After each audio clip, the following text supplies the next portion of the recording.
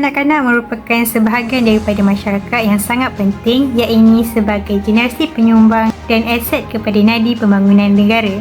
Berdasarkan Konvensyen mengenai Hak Kanak-kanak dan Akta Kanak-kanak 2001, kanak-kanak didefinisikan sebagai seseorang yang berusia 18 tahun ke bawah.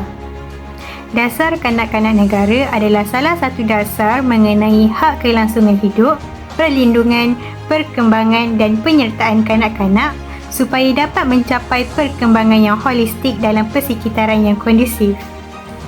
Antara objektif utama Dasar Kanak-kanak Negara diperkenalkan adalah untuk memastikan kanak-kanak mempunyai hak untuk hidup dengan diberi penjagaan, pemeliharaan, kasih sayang, perkhidmatan kesihatan, sokongan dan bantuan sosial. Dasar ini juga dirangka untuk melahirkan individu yang berilmu, sihat, cergas, berinovatif dan mempunyai nilai-nilai murni yang baik.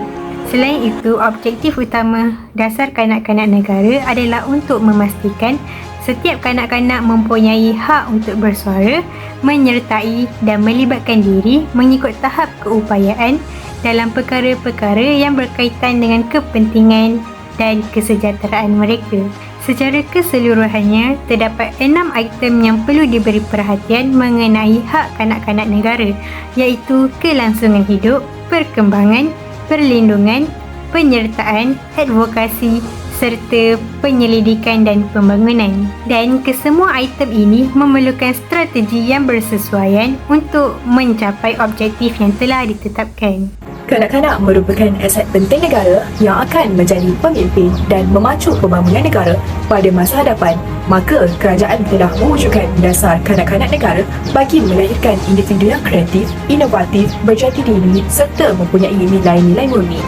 Jabatan Kebajikan Masyarakat Malaysia telah merekodkan statistik kanak-kanak yang terlibat dengan jenayah pada tahun 2020 adalah sebanyak 5,342 orang.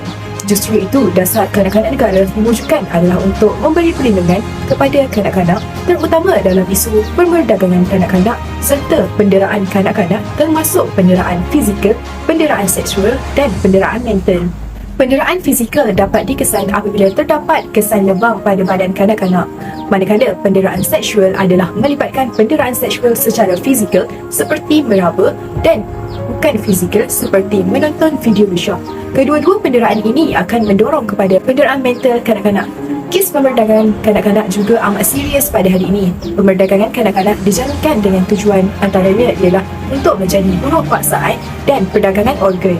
Selain itu, Kementerian Pembangunan Wanita, Keluarga dan Masyarakat mengambil maklum isu penderaan kanak-kanak ini dan isu ini dibahaskan dalam Dewan Rakyat berkaitan kajian semula syarat-syarat yang akan dikenakan untuk mengambil anak angkat yang pernah menjadi mangsa dera. Oleh itu, Dasar Kanak-kanak Negara adalah berbentuk peraturan dengan rujukan Akta Kanak-kanak 2001 bagi menjamin keselamatan dan memberi perlindungan kepada mereka. Seterusnya, saya akan sambung berkenaan pengumpulan dasar di Malaysia. Pengumpulan dasar di Malaysia adalah proses penting dalam pembentukan arah, strategi dan langkah-langkah bagi negara ini.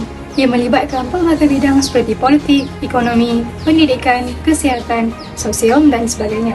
Proses pembentukan dasar kanak-kanak di Malaysia melibatkan 3 pihak utama iaitu aktor, kumpulan berkepentingan dan penangguh risiko. Aktor seperti Yang di-Pertuan Agong, Ahli Parlimen dan Menteri-Menteri terlibat dalam pembuatan keputusan dan pelaksanaan dasar.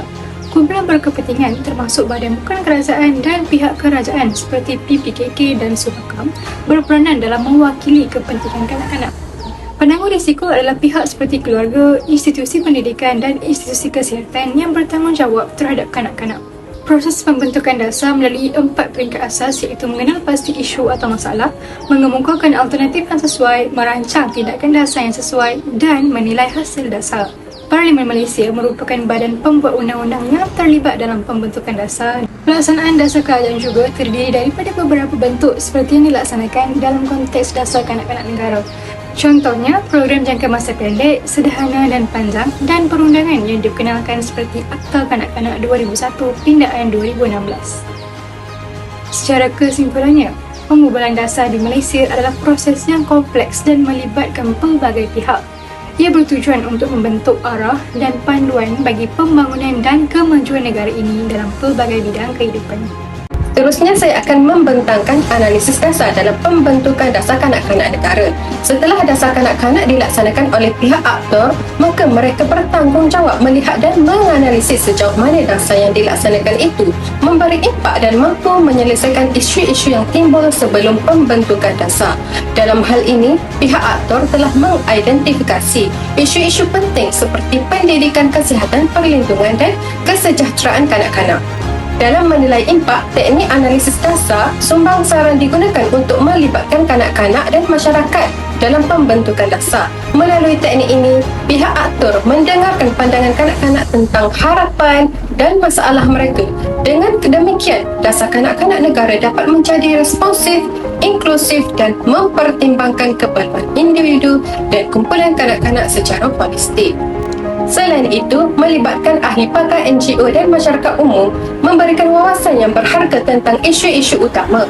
Kesimpulannya, analisis dasar dan teknik sumbangsaran memastikan suara kanak-kanak dan pihak berkepentingan didengar dan dipertimbangkan dalam pembentukan dasar kanak-kanak negara. Dengan demikian, tercipta dasar yang berkesan yang memberikan peluang bagi kanak-kanak untuk berperanan aktif dalam membentuk masa depan mereka sendiri. Alternative asas dalam konteks dasar kanak-kanak merujuk kepada pelbagai pendekatan atau strategi dasar yang boleh diambil oleh kerajaan untuk melindungi, mempromosi dan memenuhi hak kanak-kanak dalam sebuah negara. Berikut ialah beberapa alternatif asas yang sering muncul dalam dasar kanak-kanak negara. Yang pertama, hak dan perlindungan kanak-kanak memfokuskan pada pengiktirafan dan melindungi hak asasi kanak-kanak termasuk hak untuk hidup, hak untuk pendidikan, hak untuk kesihatan, hak untuk perlindungan daripada keganasan dan hak untuk mengambil bahagian dalam kehidupan masyarakat. Kedua, melalui pendidikan di mana melakukan keadilan dan saksama kepada pendidikan berkualiti untuk semua kanak-kanak termasuk kanak-kanak berkeperluan khas atau kanak-kanak daripada kumpulan yang terpinggir. Yang ketiga adalah daripada sudut kesihatan dan kesejahteraan, iaitu memastikan kanak-kanak kepada perkhidmatan kesihatan yang berkualiti termasuk penjagaan, perubatan, imunisasi, pemakanan yang baik dan perhatian kesihatan mental.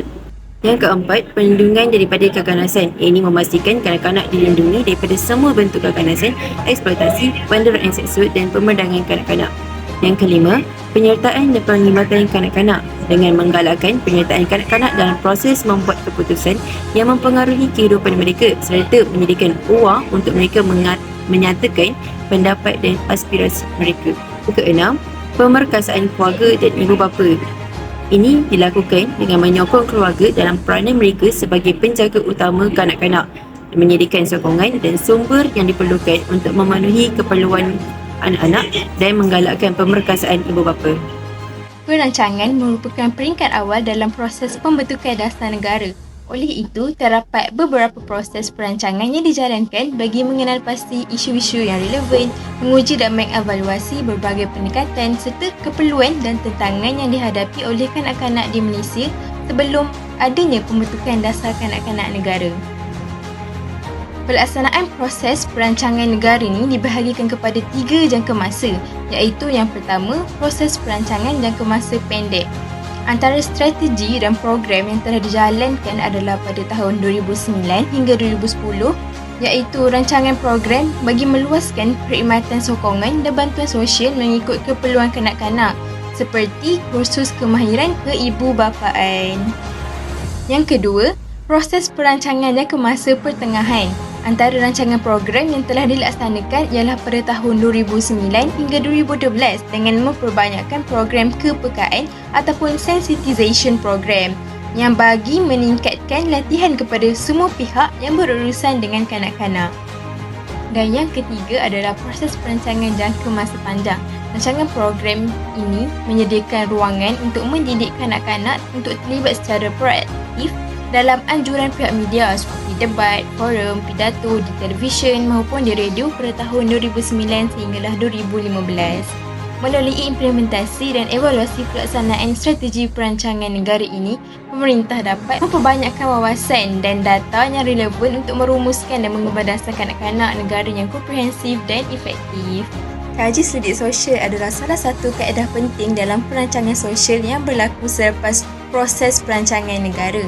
Kaji selidik sosial ini membantu penyelidik untuk memahami impak sosial dan kesan dasar-dasar yang dicadangkan kepada masyarakat. Terdapat dua item penting dalam kaji selidik sosial iaitu penunjuk sosial dan statistik sosial. Dasar kanak-kanak negara bertujuan untuk melahirkan individu yang sihat, cergas, berilmu, inovatif, kreatif, berjati diri dan juga berdaya saing.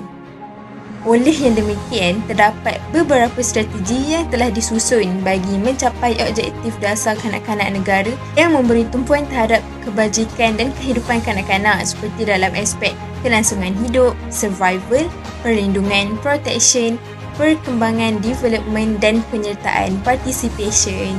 Sehubungan dengan itu, penunjuk dan statistik sosial digunakan untuk mewakili konsep sosial yang tidak dapat diukur seperti kesihatan, kebajikan, pendidikan atau pembangunan kanak-kanak bagi membantu dalam memahami keadaan, keperluan dan isu-isu yang berkaitan dengan kanak-kanak dalam masyarakat. Seterusnya, kita masuk pula kepada belanjawan program. Terdapat beberapa persoalan dalam menyediakan belanjawan program, antaranya bagaimana cara untuk menentukan skop belanjawan program, kategori subprogram dan tempoh masa menyediakan belanjawan program.